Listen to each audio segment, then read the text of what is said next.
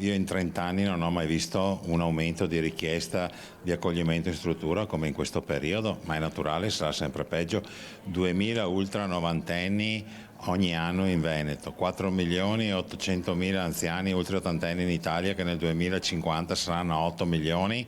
Non serve un fenomeno, qui si parla di aritmetica. La coperta è corta, su questo non ci piove. Il Veneto è sempre più anziano e sempre più anziani hanno bisogno delle case di riposo. D'altra parte, l'esplosione dei costi dell'energia, delle materie prime, delle spese e del lavoro comportano continui aumenti nelle rette. In mezzo restano appunto gli anziani e le famiglie stritolati in questa morsa che si farà sempre più pesante.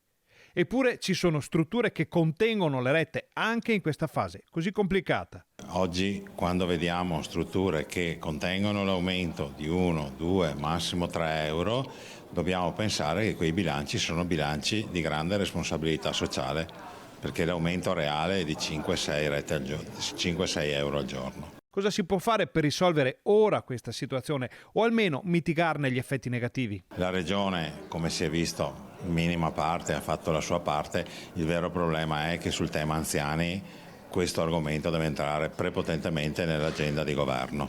Non si può più lasciare alle regioni, ai dibattiti interni, agli scontri più o meno locali. È uno stillicidio.